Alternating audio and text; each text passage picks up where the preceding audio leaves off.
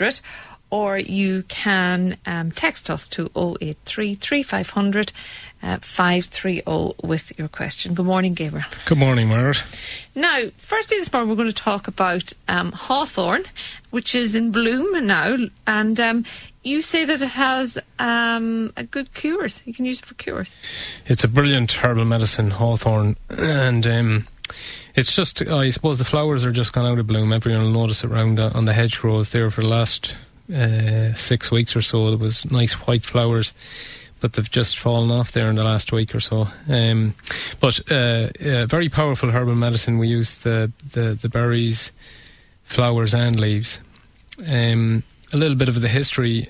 Hawthorn, the name Hawthorn is derived from the Old English Hawthorn, literally meaning hedge thorn. So that's generally where they grow, and the hedge grows around Ireland and this part of Europe. The most common species that we find here is Crataegus monigina. So that's the one we use in herbal medicine, in Western herbal medicine. So it was first mentioned in medicine in the 9th century medical texts, and continued to be used throughout the Middle Ages. In the 19th century, an Irish doctor called Dr. Green was recorded as having used a secret remedy for treating cardiovascular disease very successfully. And then after his death in I think it was 1864, his daughter revealed the famous cure was a tincture of the ripe berries of hawthorn. So it's mentioned in really old texts and so on, and medical literature.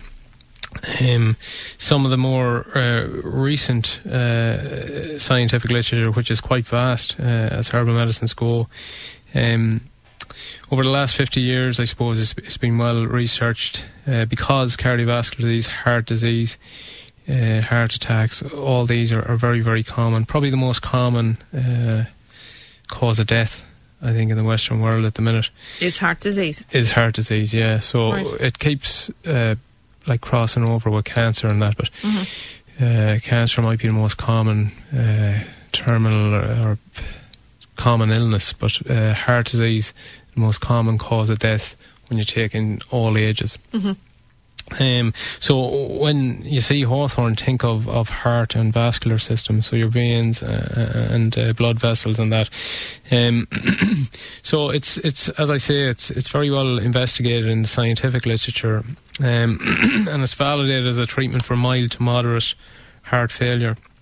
So, I mean, most of the recent pharmacological research on hawthorn, done on the berries, leaves and flowers, has focused on a group of constituents, and they're called flavonoids. And for hawthorn, more specifically, is the focus on a number of flavonoids called OPCs, or for those who want to know, oligomeric pro-anthocyanidins. So they're the ones, but flavonoids are in other type of berries and fruits and veg and stuff as well, and herbs. But the specific ones in hawthorn are quite high antioxidants. They're shown to improve blood supply to the heart muscle, to regulate the heart rate, and to help improve blood lipid profiles. So that's like your triglycerides and cholesterol. So it contains a lot of flavonoids, and it's shown to, these are shown in trials to be a vasorelaxant. So this means that they help the blood vessels to relax and thereby dilate, which is an important strategy for reducing blood pressure. There's also clinical studies done on some extracts that show that it's great for controlling the symptoms of heart failure. So that's where, and you know, someone could be in heart failure for many, many years, and it's just the heart isn't working as well as it normally was. So generally, elderly population with heart failure, and it's just a great little tonic there that they can add to the regime to just improve circulation to the heart. And also it has some research to say it's good for anxiety disorders. So a really good herbal medicine. A a little bit of care, I guess, combining it with certain heart medications, as could have an additive effect. So if you're on heart medication, do you really need to check with your consultant or doctor? Check with a medical herbalist if you want to, because they'd know the interactions between Hawthorn and your heart medication, your regular heart medication. And for instance, it'd be an additive effect that if you were on, for instance, 3 medications for blood pressure, which is common, 2 or 3, if you took Hawthorn, there may be an additive effect and an additional lowering effect. So talk to a medical herbalist if you're considering taking it on a lot of medication. On another interesting bit of history on Hawthorn, in the 18th century, the ripe berries were sold in Dublin and eaten by the poor. And so it was ground as a flour and baked, and it produced a substitute bread. Oh, we had a Hawthorn bread all those years ago. But I guess, in hard times, what's growing in our environment, we tend to rely on more. And that's it, yeah. But, you asked me earlier on, could you make it yourself? I mean, some people make chutneys out of it, add it to cooking, or the flavoured vinegars, where you just steep the crushed fruit or the crushed berries in vinegar you can leave them in there and just use it as like that. But or you can just pull them from the tree and eat them. A lot of people are kind of afraid of them as if they're poisonous or whatever, but they're not. So just pull them, give them a good wash, and yeah, I mean, I couldn't assure much medical benefit from just grabbing a handful one day and eating them and hoping for better heart function. But it's always taken over time. If something you added as a maintenance, if you took a supplement of Hawthorn, it'd be just a good tonic for the heart, because it's very well tolerated, no side effects, very safe herbal medicine. Okay. Now, keep your questions coming in to us to 0818 365 500, which is our phone number. You can text us to 083 3500 530. This listener wants to know, are there any foods to avoid an underactive thyroid? Yes. There's a class of foods called goitrogens. Now, they're all from the Brassiaceae family, and this is they're your cruciferous vegetables, which are vegetables of the cross, but such as broccoli, cauliflower, Brussels sprouts, cabbage, and 1 or 2 others. I just can't recall offhand, but these are your cruciferous vegetables. They contain constituents called goitrogens, and goitrogens are shown to reduce thyroid function. Now, generally for normal people, that's fine. Don't worry about them. Keep eating them, and that's fine. And even if you have an underactive thyroid, the odd bit here and there, in my opinion, wouldn't be contraindicated. But so definitely, you're saying to avoid those foods, are you, or take them? If you avoid them, yeah, because these goitrogens interact with the thyroid, so. If you have an underactive thyroid, I'd generally avoid them. If you consume them the odd time, it doesn't matter, but it's just for people who consume it once a day or twice a day, every day. And so that's one recommendation. Another one is I'd avoid soy products, except some traditional ones, which are tempeh, natto, and some of the traditionally fermented soy sauce. So everything else I'd avoid, and that's the soy milk, soy spreads, soy yogurts, soy isolates. And the reason is they have certain constituents that can also play around with your endocrine system and your thyroid function.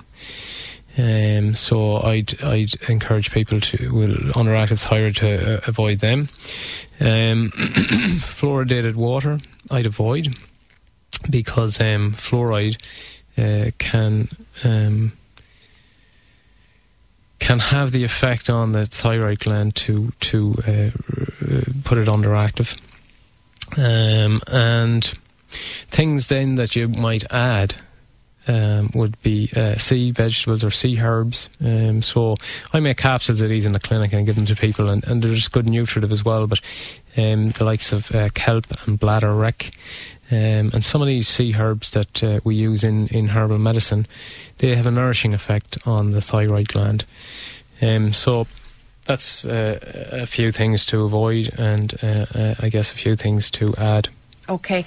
Can you recommend anything for really bad hay fever for an 11-year-old? And I'm sure there's lots of people suffering from hay fever. Yeah, and it's something we covered, I think, last week as well. And yeah, so it's the season. What I use in the clinic, I use a herbal medicine formula that's been used for 70 years now around Germany and Europe and here. And it's a formulation of 5 herbs, clinically proven. And it's really good for the symptoms of hay fever, sinusitis, that kind of upper respiratory tract, catarrh or irritation in the eyes, nose, and so on. And the herbs, I hope I can remember them now, but gentian root, cow's lip, verbena or vervain, and just can't think of the other thing now. But you might think of it by the time we come back after the break. Yeah, it's a formula anyway that you take them together, and they have a really good effect on hay fever and so on. And as I say, there's 2 pretty large clinical trials to show efficacy when they were compared to a placebo. Also, I assess for general allergies in the body to foods and so on, because if you have an allergy and you that causes whatever symptoms, and you also suffer from hay fever, what you'll find is if you take out that allergen to a food, we'll say, and your digestive problems go away or whatever, your hay fever will also go away or largely reduce. So I'd take full case history and look into other allergies as well. Okay. All right. Keep your questions coming in to us to 0818 365 500, or you can text us to 083 3500 530. The CMD training time on Northwest Today. It is now 11:22. Ocean FM. Time on Northwest Today, thanks to CMD Training Institute. Training today to meet the challenges of tomorrow. CMD Training Institute. Ocean FM. Northwest Today, with thanks to Feeney's Garden Centre, Glencar, Sligo. Beautiful location, beautiful plants, great deals available. Open late Thursday and Fridays until 8 p.m. The largest garden centre in the Northwest. Feeney's Garden Centre, Glencar. 071 914 8066. Ocean FM. In the good times, people used to consider advertising their business. In more challenging economic times, people must advertise their business. People still buy cars, decorate their home, go on holidays, shop for value. And you need them to do business with you.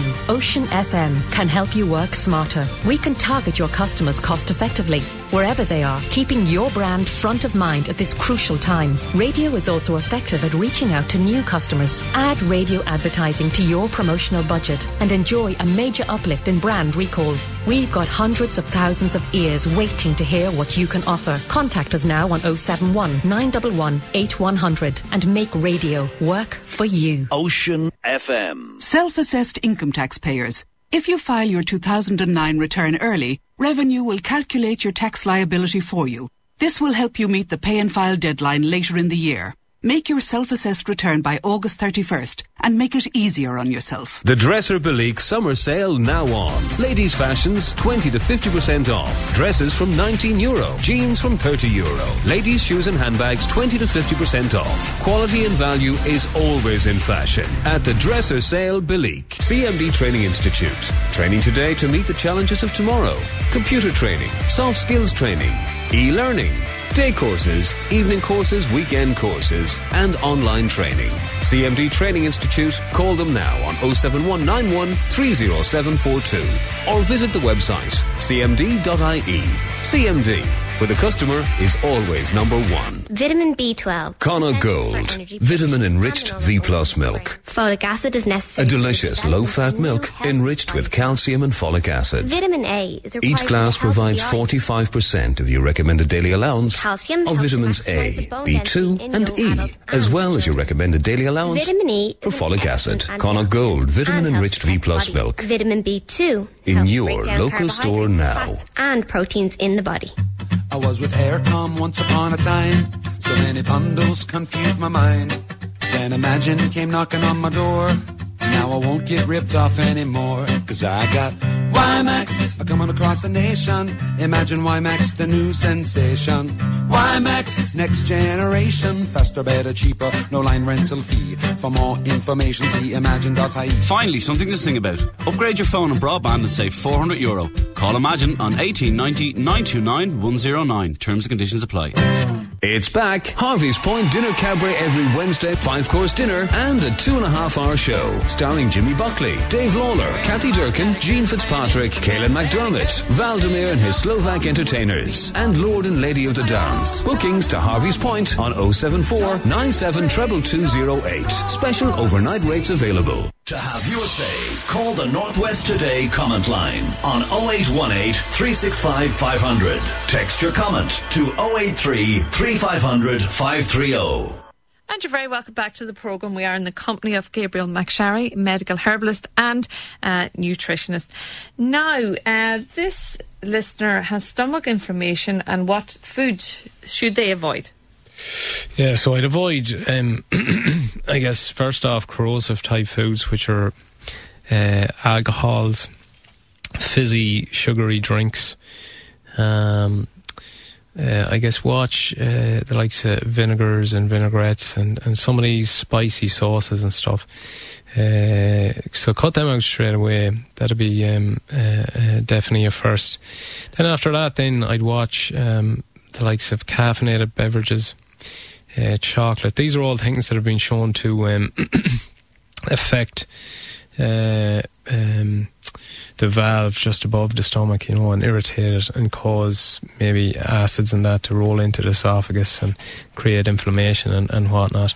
And then after that, processed foods, take all them out.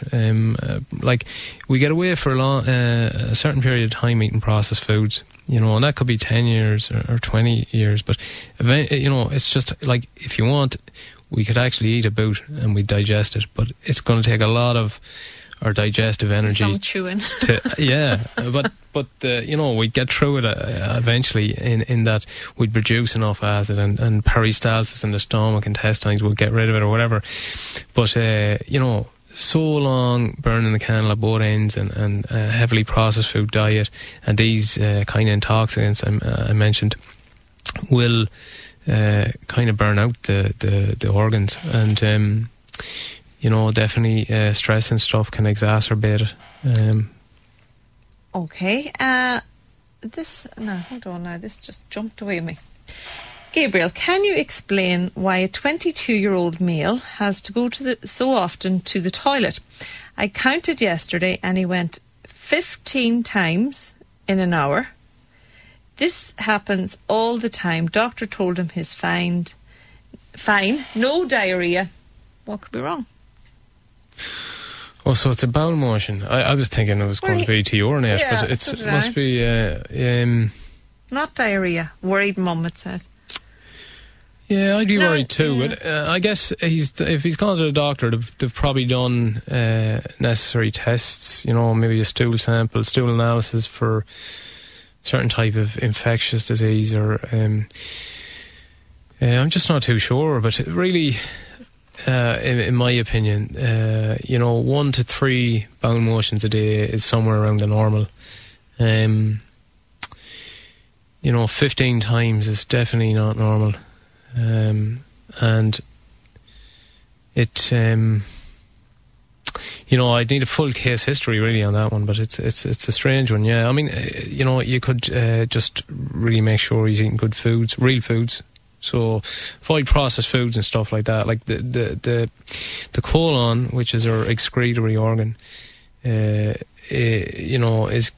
connected to that area that digests and metabolites our food. It's our organ of food digestion, metabolism and elimination. And really, if there's a problem there, where that seems to be the problem, I would watch what you're putting into the organ, and that's your foods. And apart from that, I'd nearly need to see the boy and go through, or see the guy and go through a full case history to see if there's anything else going on.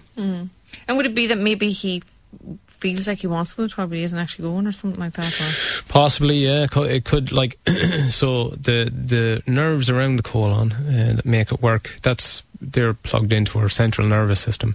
So someone who's we'll say a very nervous person, they might go more often than someone who's kind of a more relaxed person. And that's because the nerves, we have a lot of nerve endings in the colon, and they connect to the whole nervous system, into the central nervous system and up to the brain. So definitely the nervous system could have something to do with it. The gut microflora could have something to do with it. So if there's an imbalance in good bacteria to bad bacteria, or there could be yeast overgrowth, all these things could be factors. But it's a strange one. It's a strange one that does not, like I've heard of 15 times a day with people with ulcerative colitis, IBS or Crohn's disease, where there would be diarrhea because things just flying through them. But you probably need a full to talk directly to I need a full history on that one. Right, this listener has really sore itch all over and dry skin, and they have eczema and asthma. What can I do? Would it be stress related? Yeah, well, the sore itch all over and is the eczema, and eczema, asthma and hay fever are three they're atopic conditions. They're called the atopic triad. So generally, if you've one, you've a higher predisposition to develop the other two, and you may never, or some people have all three, so that person probably gets kind of hay fever around now as well, or may not. I treat all three conditions, the atopic conditions, the same way in the clinic. I always treat the gut, and I use herbs to normalise digestion and the lymph system, which has a beneficial effect on the skin and also the lungs. And then some specifics, there's some specific respiratory tonics we use in asthma, specific internal herbs we use for atopic dermatitis like eczema and psoriasis. And I also use a calendula-based or marigold cream for eczema and psoriasis. Works very, very well, takes away the itch. It reduces infection if the skin is broken, and it can be a help while you're adjusting diet in the meantime. Okay, this listener wants to know what's good for sleep apnea. Yeah, first thing I guess is to lose weight and to get your BMI into the range of 18 to 25. So the person's more or less is between, I'd say they're up over 30. So 25 to 30 is overweight, and then above 30 is obese. But, a lot of people with apnea carrying that extra weight, and that's number one priority. Other things are watch alcohol consumption, and certain kind of relaxants that, just for like high sugar diets too. All these things can kind of relax the whole respiratory system, that it kind of go into apnea. And it's really, this is a classic holistic condition to be treated. It's like it feeds into metabolic syndrome. So you have to treat the diet, lifestyle, and also I use herbal medicines here, and it takes time. There's nothing you can go in and take over the counter or take that in a few days' time he won't be snoring anymore, or he won't have the sleep apnea. It's a long-term approach. and you need to get the weight down. You need to get the diet right. You need to get exercising. And a few other things. I have a whole program I give to people at the clinic with apnea. And it is important to do it, because over time, what it is at a basic level is kind of a low level kind of strangulation where during the night, if you snore for seconds at a time maybe, or milliseconds, you stop breathing, and it cuts off the air supply to the brain. And it won't kill you or anything, but over time, that we'll say net reduction in oxygen going to the brain creates fatigue the next day, and cognitive function isn't as good, concentration isn't as good, and so on. So you just really need to turn around the whole your whole lifestyle and diet, and herbal medicines work great. So it's an overall approach. Maybe come see me at the clinic, and I treat it quite successfully with an overall program. Okay, and just finally, before I let you go, for adult hay fever and sinus, is it the same?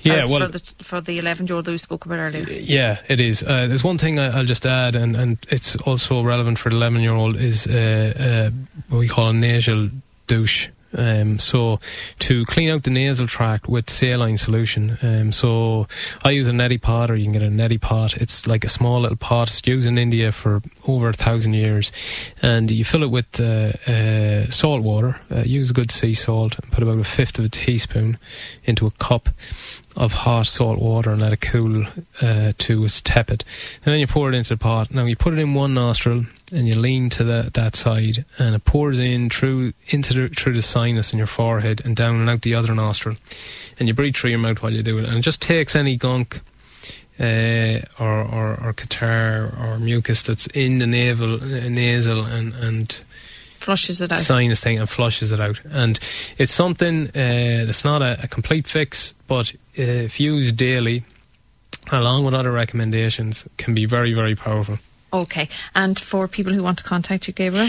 Yeah, they can ring 07191 42940. Okay, and you're back with us again next Wednesday morning. Gabriel McSharry, medical herbalist and nutritionist. Thanks for joining us on the programme this morning. Buddy. Now, the CMD training time on Northwest Today. It is now 11:36. Ocean FM. Time on Northwest Today.